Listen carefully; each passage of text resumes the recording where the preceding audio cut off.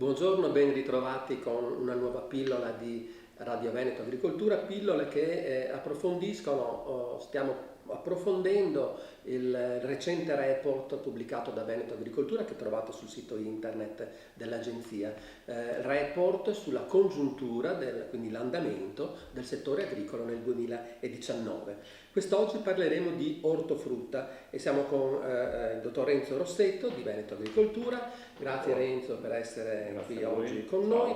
Quindi oggi parleremo di orticoltura e di frutticoltura, due comparti che hanno un po', in particolare la frutticoltura, devo dire, fare i conti con la cimice asiatica e i gravi danni provocati. Però facciamo un passo alla volta e partiamo nel 2019 con l'orticoltura. Allora, sì, perché cerchiamo di vedere il bicchiere mezzo pieno. Certo. Allora, l'orticoltura in realtà è andata bene, nel complesso sono aumentate le superfici coltivate, soprattutto per gli investimenti a patata, e il valore della produzione è aumentato a oltre 700 milioni di euro, un 5% in più rispetto al 2018.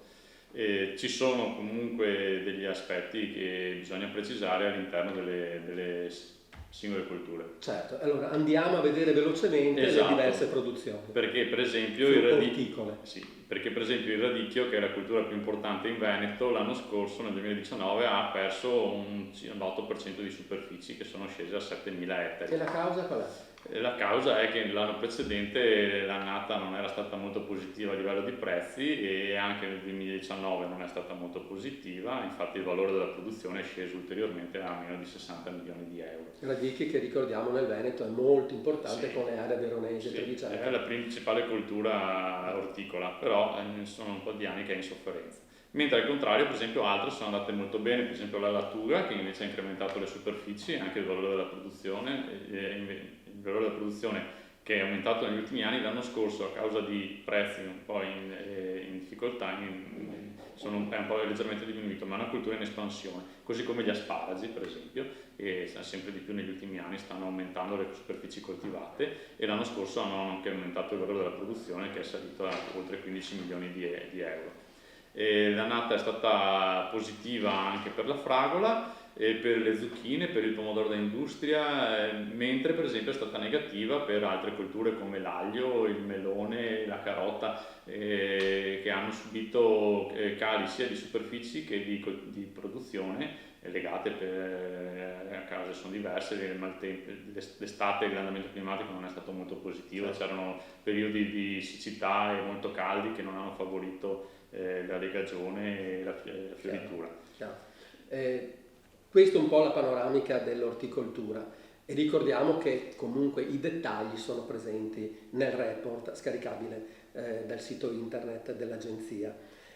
Passiamo alla frutticoltura. La frutticoltura invece sono note dolenti, perché è stata un'annata, direi, dire nera, non è un eufemismo, perché ci sono stati, a causa del maltempo primaverile con le piogge incessanti che sono state tra fine aprile e maggio, perdite di produzione importanti. Il pero ha perso il 65% della produzione, il kiwi ha perso il 40%, ma anche il ciliegio e il melo hanno avuto perdite attorno al 25-30%.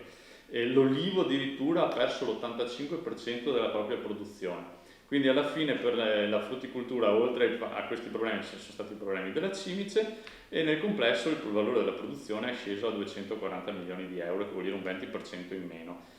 Oltre a questo c'è da dire che c'è anche un calo che negli anni è ormai strutturale delle superfici coltivate, proprio perché ci sono delle difficoltà che si protraggono negli ultimi anni, quindi hanno perso superficie il pero, il kiwi, il pesco. Le uniche colture frutticole che hanno guadagnato e tutto sommato hanno mantenuto stabile gli ettari investiti sono le nuove colture come il nocciolo o il melograno, che hanno avuto incrementi del 60 e del 30% di superfici, però si parla di 550 ettari per il nocciolo e 230 per il melograno. Però guardiamo le cose positive. Sì. Allora, questo è un po' l'andamento che abbiamo visto del 2019, poi è iniziato il 2020 con tutte le problematiche. In ciascuna nostra pillola facciamo poi i confronti e entriamo in una semplice proiezione sul 2020 e in particolare nei mesi contraddistinti dalla crisi, dal lockdown per Covid-19. Per quanto riguarda l'ortofrutta, com'è andata? Anche qua bisogna distinguere. Allora, per quanto riguarda la frutticoltura non ci sono state conseguenze legate al Covid, anche se per altri aspetti ci sono stati dei problemi non indifferenti, perché alcune gelate di inizio aprile hanno ridotto del 50% circa per le produzioni che si stimeranno quest'anno per il pesco, l'albicocco e il susino.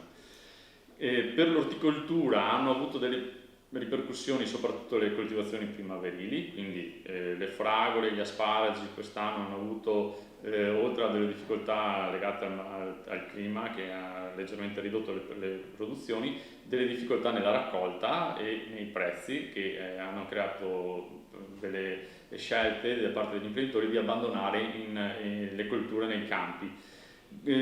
Grossi problemi anche per il radicchio primaverile di Chioggia, c'è stata una sovrapposizione nelle produzioni tra quelle invernali e quelle primaverili, grossissime difficoltà per il florovivaismo, per la chiusura diciamo, dei punti vendita al dettaglio. Il florovivaismo veniva da un anno tutto sommato positivo, perché nonostante fossero diminuite le aziende, le superfici, aveva avuto un incremento del valore prodotto da fiori e piante e dai servizi connessi, ma quest'anno si stima che nel periodo Covid abbia perso un 70% del fatturato. Del resto si era tutto chiuso. Nota positiva può essere che hanno sofferto meno le organizzazioni, diciamo le OP, cioè le organizzazioni dei produttori, rispetto ai singoli che portavano magari il prodotto nei mercati. Le OP invece, le associazioni più organizzate, che vengono da annate molto positive, con incremento del valore della commercializzazione che ha superato ormai 450 milioni di euro,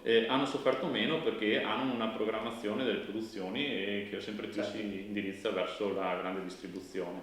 Bene, Renzo, abbiamo concluso il poco tempo che abbiamo a disposizione. Ricordiamo ancora per l'ennesima volta che il report sulla congiuntura del settore agricolo 2019 e le prime proiezioni sul 2020 può essere scaricato dal sito internet di Veneto Agricoltura, dove tra l'altro è compreso anche il capitolo sull'ortofrutta. E ci sarà anche un report sulle OP a breve scaricabile. Benissimo, daremo notizia comunque anche di questo quando verrà pubblicato.